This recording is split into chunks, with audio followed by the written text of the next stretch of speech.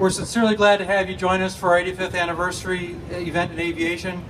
As Sean mentioned, my name is Michael Kraft, and I'm proud to be the current Senior Vice President General Manager of Lycoming Engines today. Bit of history first. Lycoming was founded in Williamsport, PA in 1845 as the DeMorris Manufacturing Company. We started out making sewing machines and bicycles. You can see some of those examples at our booth today, along with a nice short movie on the history of the company, what we did before, and where we are today on that.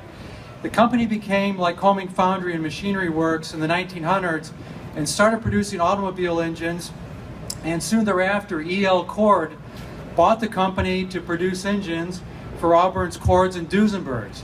And in front of the booth today, you're going to see, and we're very privileged, that Paul Terhorst from Mundelein, Illinois, brought his 1935 Auburn 851 Cabriolet, complete with rumble seat, for Oshkosh people to see. It's a beautiful vehicle. Please take a few moments to go down and have a look at it.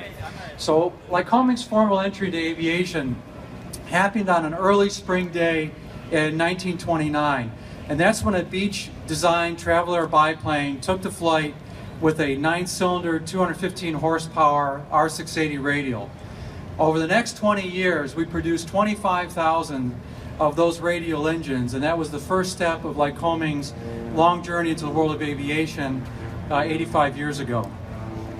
325,000 plus engines later, and we've stopped counting how many engines we produced. Every person who works or has worked at the plant is proud that Lycoming engines continue to be known for their reliability and durability. There's a sign that we have at the plant that states, "We build every engine as though we're going to fly it ourselves." We know that Lycoming engines log about 1 million flight hours per month. And we know that they carry people behind those engines every day of the year, so that sign rings true today. So the people who fly Lycomings are the real story behind Lycoming's success in this 85-year run.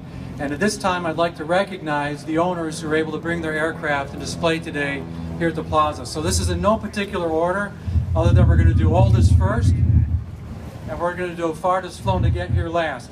We have Don Pellegrino from Rome, Texas, who is the owner of the Fairchild XNQ-1 down there. That is a one-of-a-kind aircraft from 1947, powered by a Lycoming R680.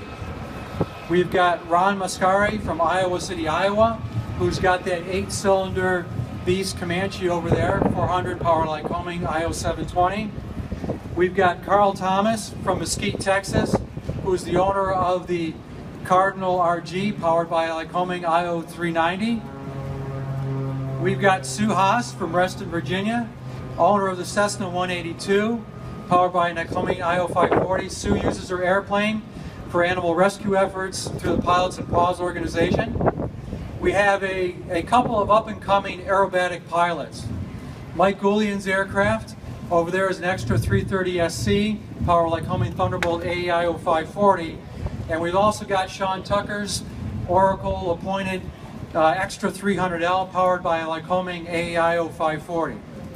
In the newest category, there is an Enstrom 2-seat training helicopter over there that is powered by a Lycoming HIO 390. For those of you who are flying fixed wing, the H designation in front of an engine indicates that engine has been certificated for use in Part 27 aircraft. So most of these aircraft are Part 33. Part 27 puts additional requirements on tops of the engines, and that H designation indicates we went to that extra mile. So in the farthest trek from home category, we have Hugh Drian from Pneumonia, if I get that pronunciation correct, or I did not pronounce it, New Caledonia. He is here with his Vans RV-8. That's powered by a Lycoming YO 360. Hugh is on his way around the world in his RV-8, and Oshkosh 2014 is one of his stops. Quite frankly, I consider it very amazing to the extent some folks will go to find cheap avgas or MoGas without ethanol in it, and Hugh is here from New Caledonia on that search. We wish him well in the rest of his journey. So we appreciate all the owners of these aircraft, as I'll display them here at 85th. If you travel from one end of the field to the other at Whitman, you're going to see many more Lycomings on display. By our current estimates, the folks here today are part of a community of 200,000 active aircraft engines today. So of the 325,000 we've produced, from the records that we see, 200,000 of those Lycomings are still airworthy and in service. So 200,000 fielded engines and the people behind them are a big deal to us. The reason why Lycoming maintains its focus on supporting the current fleet, even while we develop new products, is because sustainability and fleet support is really a first consideration in any product that we do. It's how we ensure that new customers can count on Lycoming to protect their investment for the next 85 years, and used owners can count on us to support the product now. So in closing, I'd like to take the opportunity to thank all of you, our customers. You're the people who rely on us to get you where you want to go safely.